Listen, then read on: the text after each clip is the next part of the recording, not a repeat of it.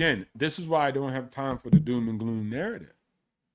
Because you could go out here and get these books, know about the companies that you're investing in, and actually learn about the bottom line versus the headlines. And most people, they're all heads in the clouds, worried about what's being said by the news, CNN, PBS. The only thing you need to be saying is when they saying it so you know to buy more, because they're always wrong.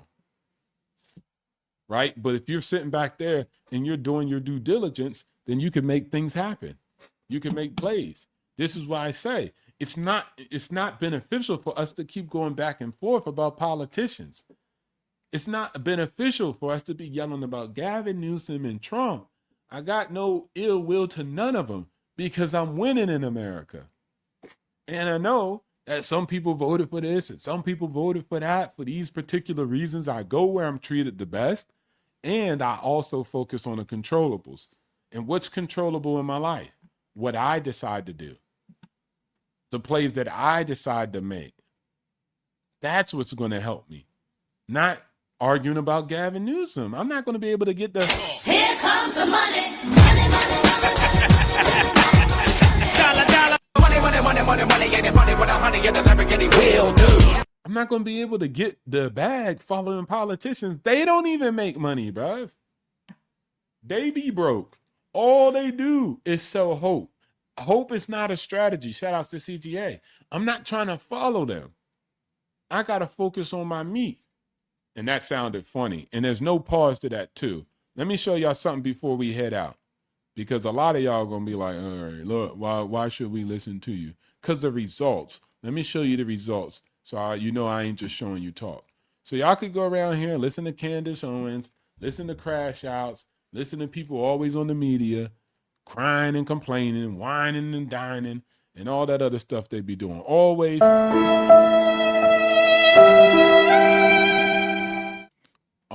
selling you some sad Uber story. Or you can listen to the winners. Let me show you something right here. This is a little thing I did with Claude. Shout outs to AI, right? Let me bring it up for you guys. This is the dope stuff about it. This is what I really like. If y'all can see the screen right here. So this is the results. This is what we've been walking for a long time. This is what I've been able to pull off in the marketplace. So I got this whole website right here, right? Been doing this for 15 years. And this is just one of the accounts because I didn't put all my information in, right? At 8X. And so over the performance of just even this account alone, right? We have a 48% return rate.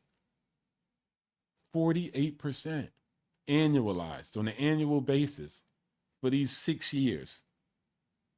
That's very good. The S&P is only around like 10. And it's going to be higher. Give me about 4 more years. So it's going to be crazy. So I got a whole doctrine, a whole investment philosophy that I built out on my own.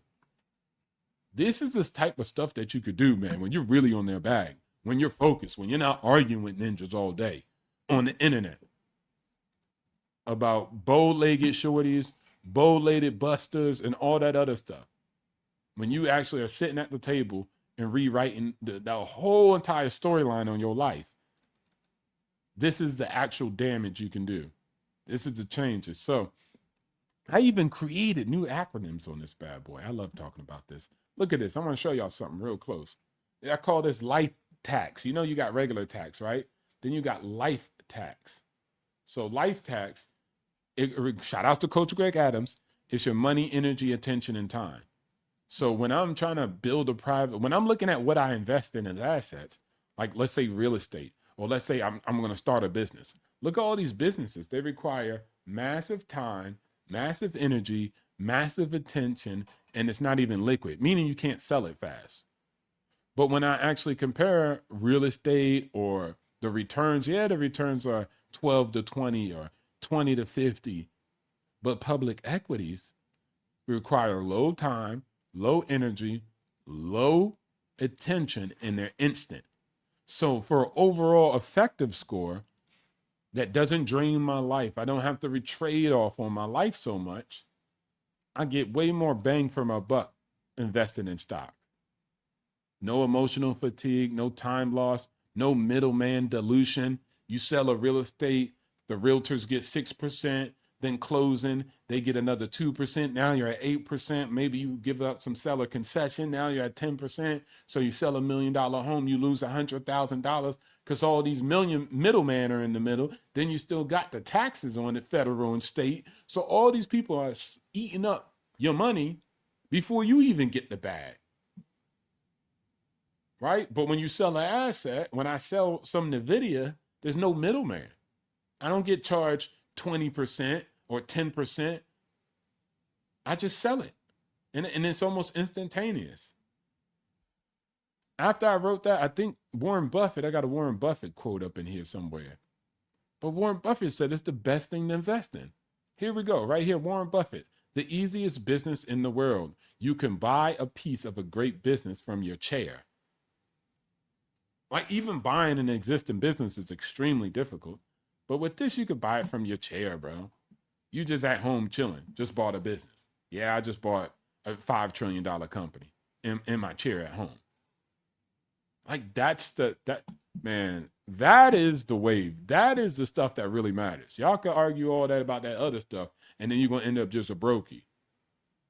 A brokey that's crashing out on somebody's stream about your philosophies and your ideologies while your pocket is zero. Then that's how you eat. So you continue to talk about that ideology because that's how you make money. Outside of that, you're a brokey. And then I have the best strategy ever. It's called buy, borrow, die. Right? Never spend income, never sell assets. So once you kind of do this, it's ridiculous. As you see, real world scenario, if you start off with a portfolio, 10 million, that's all you need to actually reach ridiculous money.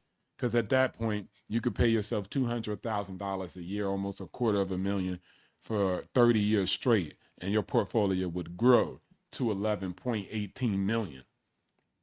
You owe about 17, 18 million in debt, but once you die and pass on, then you pass on that portfolio to your beneficiary, your family, whoever you elected, and then it gets an uplift. They don't pay taxes on it, and they get $110 million.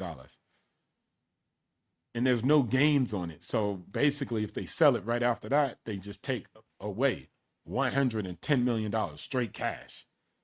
So that's the hack.